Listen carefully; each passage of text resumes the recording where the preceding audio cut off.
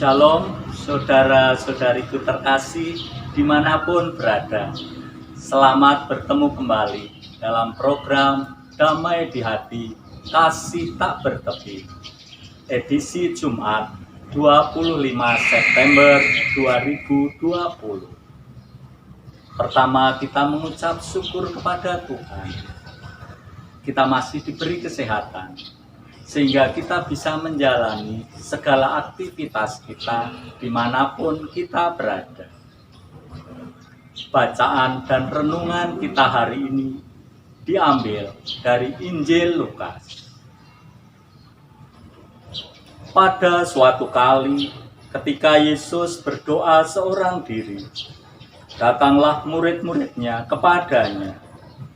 Lalu ia bertanya kepada mereka, "Kata orang banyak, siapakah aku ini?" Jawab mereka, "Yohanes Pembaptis. Ada yang mengatakan Elia.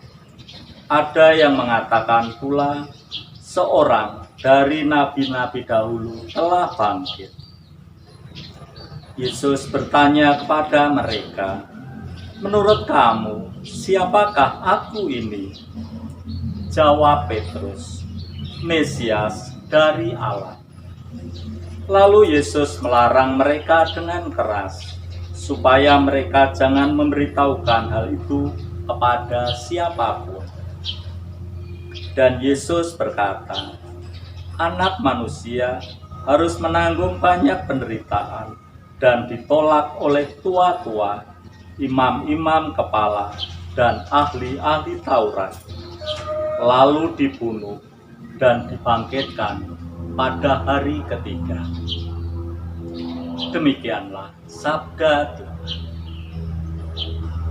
Saudara-saudariku terkasih, kalau pertanyaan Yesus tadi kita ajukan kepada banyak orang, saat ini kita mencoba membuat polling di media sosial, pasti akan banyak ragam jawaban-jawaban mereka. Namun jawaban-jawaban itu mungkin bisa kita kelompokkan menjadi dua. Jawaban dari orang-orang yang tidak mengimani Yesus, dan jawaban-jawaban dari orang-orang yang mengimani Yesus. Mungkin kita bisa menyimpulkan bahwa orang-orang yang tidak mengimani Yesus hanya sekedar tahu siapa Yesus itu. Namun kita dan juga orang-orang yang mengimani Yesus, pasti jawabannya tidak hanya sekedar tahu, tapi mengenal siapa Yesus itu. Saudara-saudariku terkasih, kita yang mengimani Yesus sebagai juru selamat kita memiliki kewajiban untuk menjadi saksi Kristus dan mewartakan segala karya-karyanya. Terlebih kita yang sudah menerima sakramen baptis dan juga sakramen Kristus. Saudara-saudariku, menjadi saksi Kristus di tengah masyarakat memang tidak mudah. Mungkin kita akan mengalami dicemooh, diejek, diintimidasi.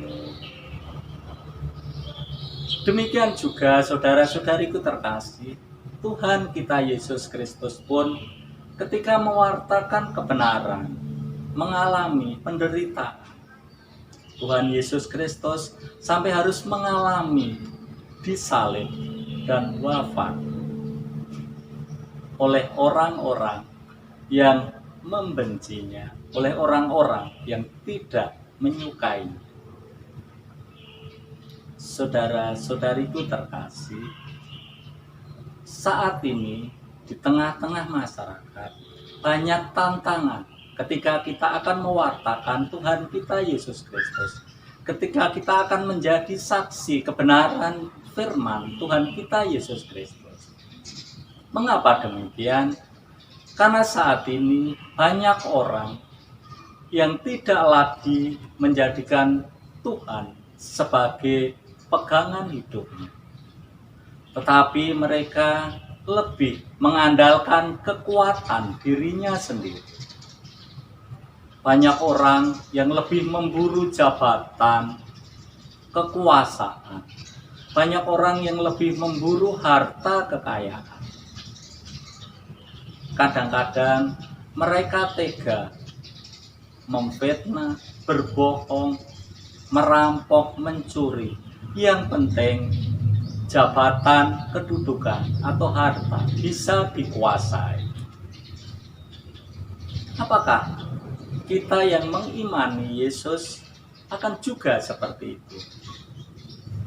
Tentu saja tidak, saudara-saudariku terkasih. Kita yang mengimani Yesus tentu akan menjadikan Tuhan Yesus itu sebagai pegangan hidup kita. Lalu bagaimana kita menjadi saksi Kristus dalam kehidupan kita sehari-hari? Ada dua hal yang bisa kita jadikan pegangan. Yang pertama, jadikan Yesus sebagai Tuhan dan Juru Selamat. Dengan menjadikan Yesus sebagai Tuhan dan Juru Selamat, kita akan selalu mewartakan segala sabdanya, mewartakan segala karya-karyanya, dimanapun kita berada. Di dalam keluarga, di tengah masyarakat, di tempat kerja, di sekolah, di kampus, di komunitas-komunitas. Lalu yang kedua, menjadi teladan dalam kebenaran. Menjadi teladan dalam kebenaran berarti kita semakin menjadi orang yang rendah hati. Yesus yang kita tinggikan, karena Yesuslah yang kita wartakan.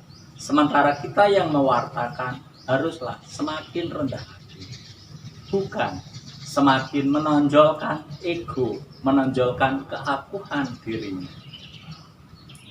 Semoga kita semua yang mengimani Tuhan kita Yesus Kristus dan menjadikan Juru Selamat layak dan pantas menjadi saksi kebenaran dimanapun kita berada.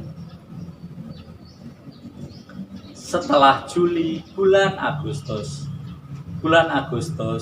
bulan kemerdekaan.